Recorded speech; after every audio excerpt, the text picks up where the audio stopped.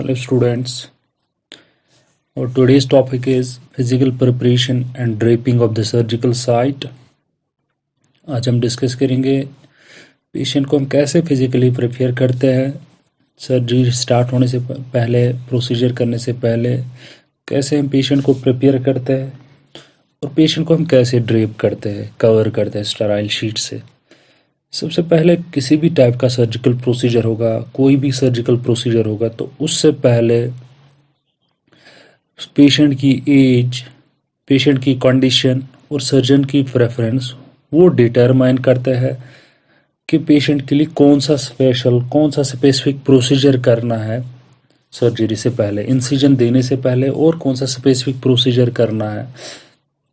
ये डिटरमाइन किस पे डिपेंड होता है, पेशेंट की एज, पेशेंट की कंडीशन जो होगी और सर्जन की प्रेफरेंस।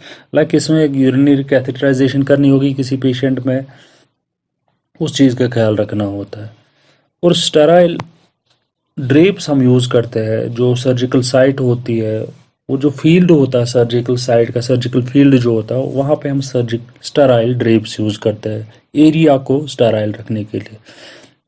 सबसे पहले अगर हम बात करेंगे यूरिनरी कैथेटराइजेशन की फिजिकल प्रिपरेशन में, यूरिनरी कैथेटराइजेशन, कैथेटर एक ट्यूब लाइक स्ट्रक्चर होता है, एक चैनल स्ट्रक्चर होता है जिसके थ्रू हम फ्लूइड ड्रेन आउट करते हैं। डिफरेंट टाइप्स के कैथेटर्स होते हैं, मेटल के होते हैं, रबर के होते हैं। तो सबसे पहले अगर हम बात करेंगे, पेशेंट का जो ब्लेडर होगा वो एम्प्टी होना चाहिए, यूरिनरी ब्लेडर जो होगा वो एम्प्टी होना चाहिए before transferring to the operating room. Patient को जब हम ओटी में ट्रांसफ़र करेंगे उससे पहले पेशेंट का जो ब्लेडर है, यूरिनरी ब्लेडर, वो एम्प्टी होना चाहिए। अनलेस अगर किसी प्रोसीजर के लिए ब्लेडर फुल होना चाहिए, लाइक ब्लेडर टोन जो है वो टेस्ट करना है किसी स्पेशल प्रोसीजर में, तो उसके लिए पेशेंट का जो ब्लेडर है वो फुल होना चाहिए, यूरिन वाइड नहीं करना उसको। तो बाकी हर किसी प्रोसीजर के लिए पेशेंट को ओटी में ट्रांसफ़र होने से पहले ब्लेडर एम्प्टी करना होता है। अब ये सर्जन की चॉइस होती है कि पेशेंट का जो ब्लेडर है वो एम्प्टी करना है या नहीं करना है, depends on the procedure and surgeons choice. तो इसके लिए हम क्या करते हैं, लॉन्ग प्रोसीजर्स में अगर कोई प्रोसीजर लॉन्ग प्रोसीजर है तो हम पेशेंट्स में क्या करते हैं, यूरिनरी कैथेटराइजेशन करते हैं, यूरिनरी ब्लेडर में एक कैथेटर इंसर्ट करते हैं।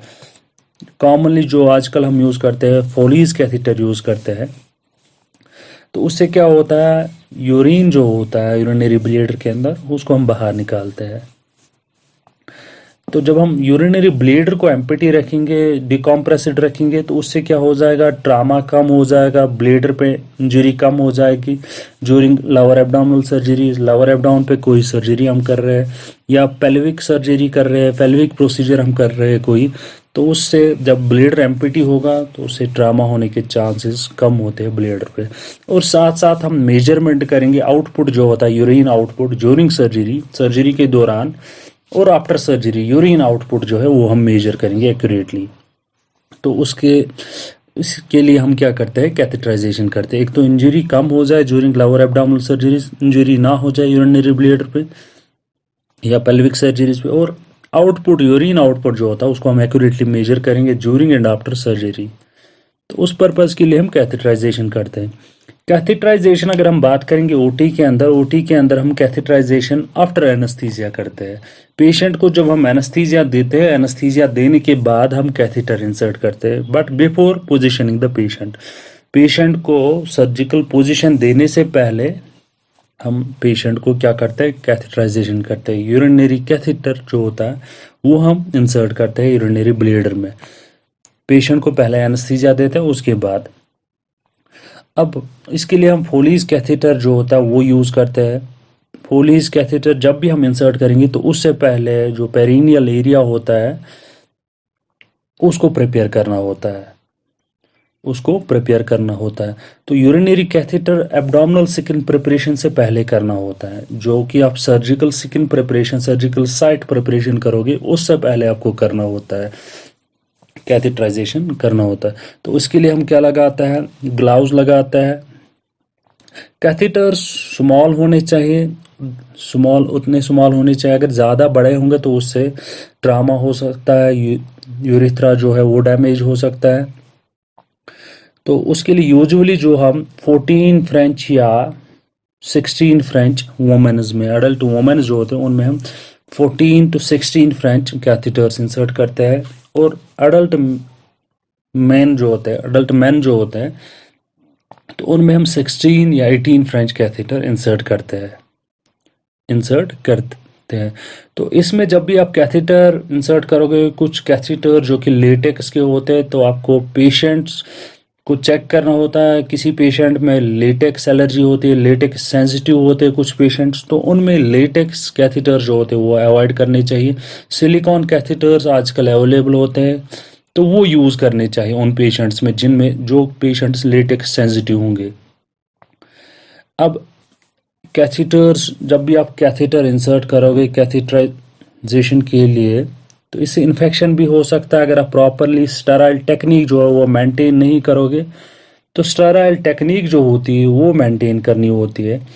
स्टेराइल डिस्पोजेबल कैथेटराइजेशन ट्रे होती है, वो हम यूज़ करते हैं पेशेंट पे जब भी हम कैथेटराइजेशन करते हैं।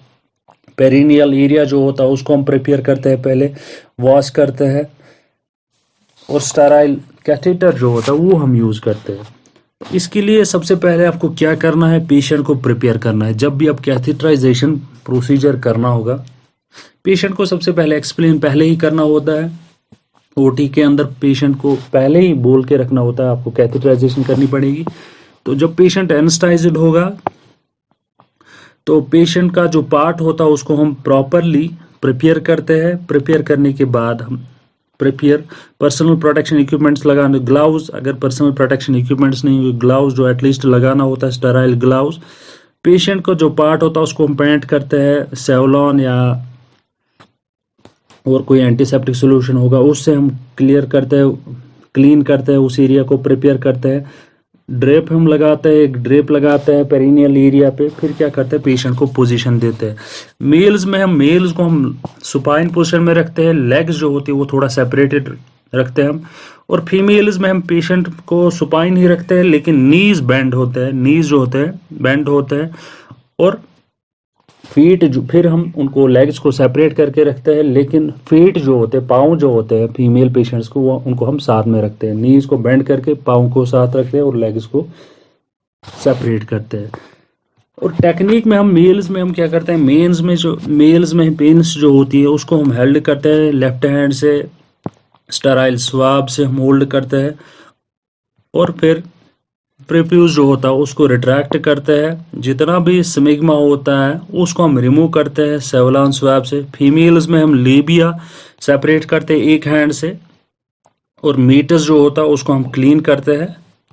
उसके बाद हम क्या करते हैं, कैथेटर जो होता है वो हम स्लोली इंसर्ट करते हैं। लेकिन कैथेटर जो होता है, मोस्ट कैथेटर्स आजकल जो होते हैं वो स्टेराइल होते हैं, जिनमें डबल कवरिंग होती है।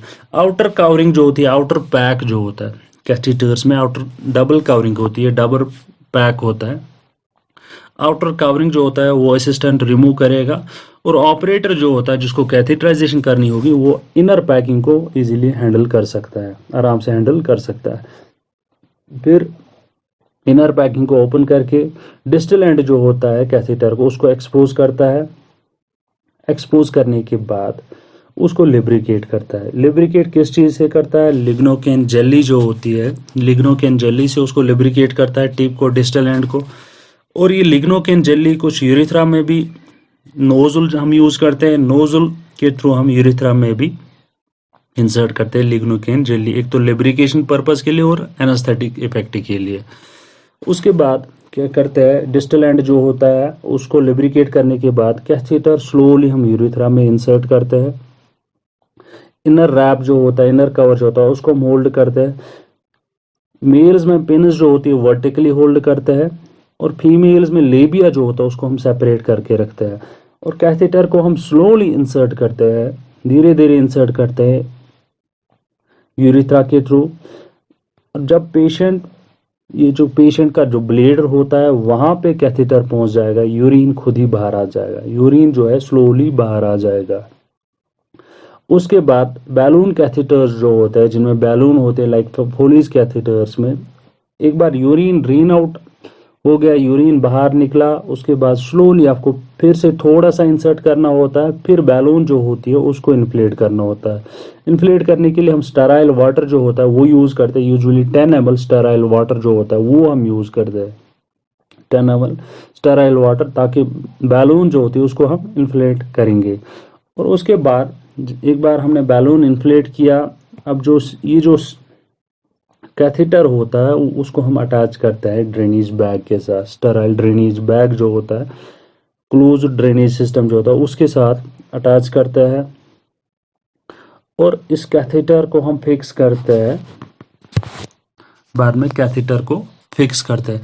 लेकिन जब भी आप पेशेंट को अब कैथेटर जो होता है स्टेराइल ड्रेनेज सिस्टम के साथ अटैच करोगे, ट्यूबिंग जो होती है वो पेशेंट के लेग के साथ हम अटैच करते हैं, ताकि उस पर टेंशन ना हो या ये पुल ना हो जाए। जब भी हम पेशेंट को पोजीशन करेंगे उससे यूरेथ्रा पे डैमेज हो सकता है, पेन्स डैमेज हो सकती है, इंजरी हो सकती है।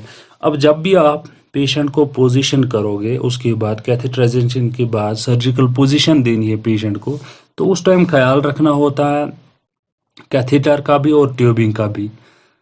और ये जो होता है ये डिपेंडेंट पोजीशन में नहीं होने चाहिए। जब भी आप पोजीशन करोगे हैंग नहीं होने चाहिए, फ्लोर पे नहीं होने चाहिए। तो उस टाइम क्या कंटेनर जो होता है वो यूरिनरी ब्लेडर लेवल से ऊपर होना चाहिए ट्यूबिंग्स, क्योंकि अगर ये नीचे होगी तो उससे क्या हो जाएगा, ये किंक भी हो सकती है, ब्लॉक हो सकती है। तो उस चीज़ का ख्याल रखना होता है जब भी आप पेशेंट को पोजीशन करोगे। अब जब उसके बाद आफ्टर प्रोसीजर अगर आपको कैथेटर रिमूव करना होगा तो उस टाइम आपको क्या करना है, सबसे पहले ग्लव लगाना होता है, स्टेराइल ग्लव लगाना होता है, या एग्जामिनेशन ग्लव जो होता है वो लगा सकते हैं। और एक सिरिंज है जिससे हम जो सोल्यूशन हमने यूज़ किया था, स्टेराइल वाटर यूज़ किया था बैलून को इन्फ्लेट करने के लिए, उसको बाहर निकालना है, उसको बैलून को डिफ्लेट करना होता है आफ्टर द प्रोसीजर, जब ये बाहर निकालना होगा।